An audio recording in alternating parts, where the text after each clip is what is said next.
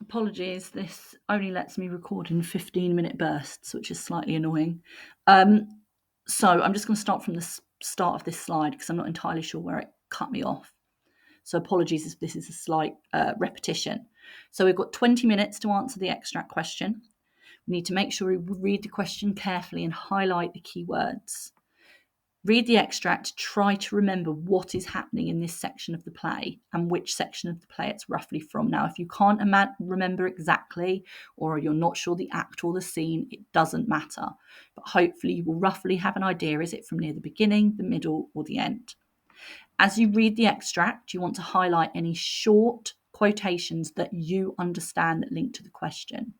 Now, it is really important, as much as you can, that you try and avoid quotations you don't know. So if you don't understand a word and you try and write about it, that's a bit daft. Okay, you want to make sure that you actually know the question, the quotation, and that you're able to actually say what it means. Okay, so there will be enough that you know. You roughly want to have at least 4 quotations, and you want to focus on one from the start, a couple from the middle, and one from the end. But obviously you write about as much as you can as possible. You then want to start writing, and you want to begin with a short overview that summarizes what is happening in the extract and how the characters are speaking, behaving, or if it's a soliloquy, what is a character thinking and feeling. You then want to look at the quotes that you've chosen to write about, track through the extract from start to finish, analysing how the words from your quote tell you how the characters are speaking and behaving, or what they're thinking and feeling. It's really important that you do that you think this particular word is telling me that this character is thinking this, or feeling this, or behaving in this way, because you need to show your understanding of the effect of the words, particularly if you want to access band 3, band 4. You also want to make sure that if in the question, which it probably will, say how does an audience react to, or how will an audience react to this part of the play, you want to make sure that you do show that understanding. Okay, like I said, it's been in every question apart from 1 year, which it wasn't for some reason. So that comes from reading the question carefully. If it says, how would an audience react to this part of the play? You need to add that into each of your PEs. Remember, after 20 minutes, we move on. So the essay question then. Again, read the question carefully, highlight the key words. Make sure you're really clear, what is this question asking me to do?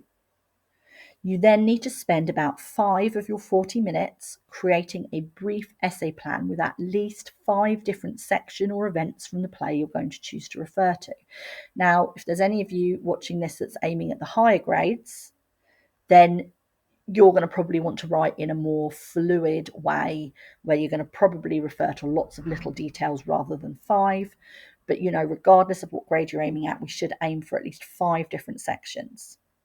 Try to add to each of those different sections a quotation, a short quotation, even if that's just one word, or a specific detailed direct reference to something that a character says or does. Once you've got that planned out, you need to then start with an overview where you summarize how the character or the theme is presented throughout the play. This should never be more than a couple of sentences.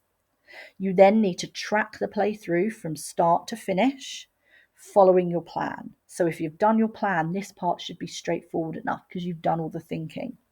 You need to make sure you analyze how the word from your quote, or how does the detailed direct reference you make present the character or theme. Remember, the deeper, broader, and more detailed you show your knowledge of the play, the higher marks you would get. Okay, if you come across as only knowing the play at a very simple level, that's going to affect your mark. Whereas if you're able to show you've got more of an in-depth knowledge of the play, that is what is going to get you a higher mark. So you need to make sure that for every reference you're saying, you're explaining it in as much detail as you can. However, you've also got to make sure you're not waffling on either. Because if you waffle on too much about one thing, you're going to not have time to then write about all your references. So it's a real balancing act between showing detail and depth of knowledge and making sure you're not just going on and on about the same thing. So you're able to reference at least 5 different points. Again, we need to try and track this through chronologically from start to finish, or start to whenever the character is no longer in the play. For example, like I said, Benvolio, we don't see him after Act 3, Scene 1. So this is just a little example of an essay plan. Now, if this was my actual GCSE, I would not write it out in this many words. This is because it's a model. This is imagining it is a question on love. So you can see here, and I'm not going to go on about this because you can always pause and read it in more detail if you want to. You can see here that I've got 5 different things about love. And I've particularly focused in here on Romeo and Romeo's love for Juliet in my essay. Okay, so you can see here that I've got sort of a point. For my first point, I haven't got an actual quote, but I have got a direct reference about his unrequited love for Rosaline. Whereas you can see for my second section, my second event, did my heart love till now? I was able to remember that quote. So this is an example of a sort of plan you want to do, but yours probably wouldn't be in this much detail because it's only got to make sense to you. What I wanted to illustrate for you finally, before I stop this video and then move on to looking at the poetry, is I just want to show you the difference between 2 different levels of answers. Okay? Now, obviously, the second paragraph, which is a rewrite of the first, is like twice the length. But I'm just going to read both out to you and explain why the second one is better than the first. And it's not just because it's longer.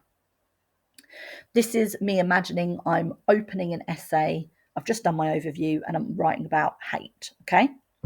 At the start of the play, Shakespeare shows hatred, that should be, straight away because the 2 different families' servants start fighting over nothing. Benvolio then tries to break up the fight, showing he is a peaceful character, but more hatred is shown through Tybalt, who won't help stop the fighting and instead wants to just fight Benvolio.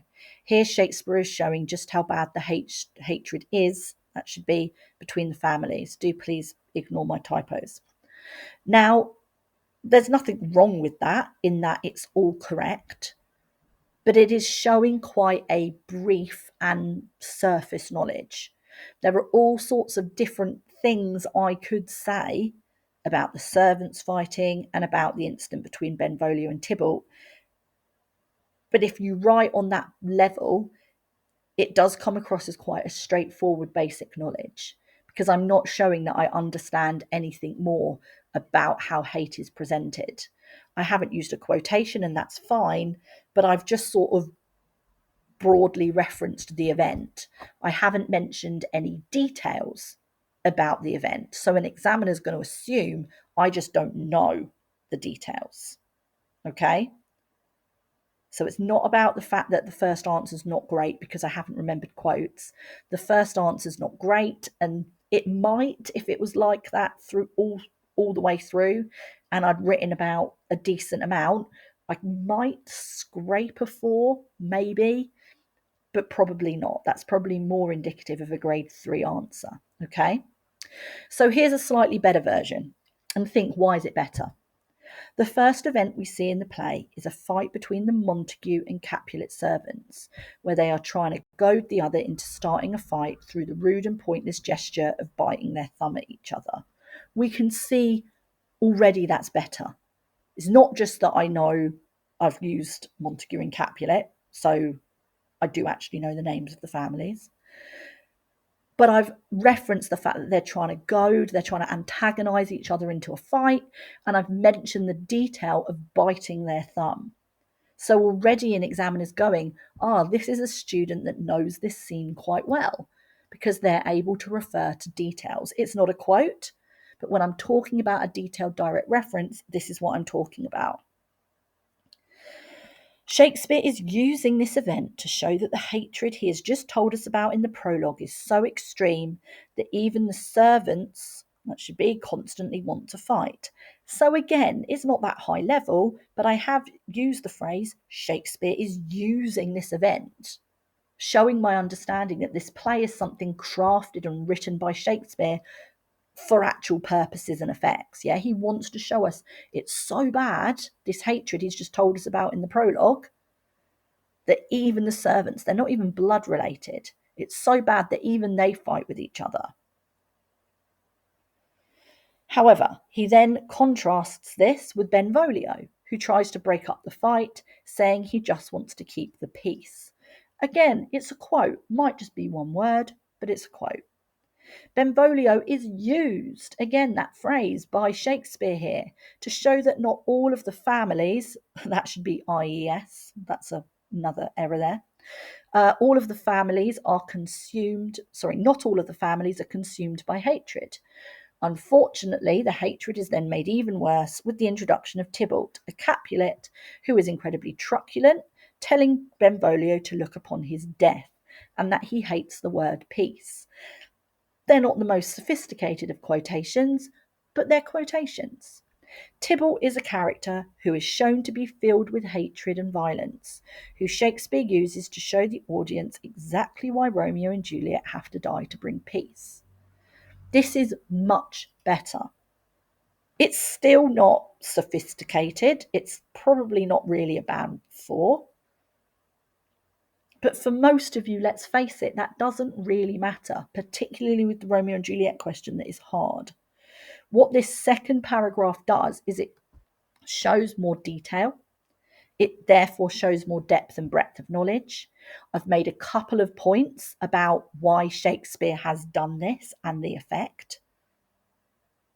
And that is how you want to try and write. Okay? So before this cuts me off again, I'm going to stop now. I'm really hoping my first video has got to you. I'm going to hope this second one does as well. And then slightly later on this afternoon, I'll send through a couple of videos on the anthology poetry. Okay?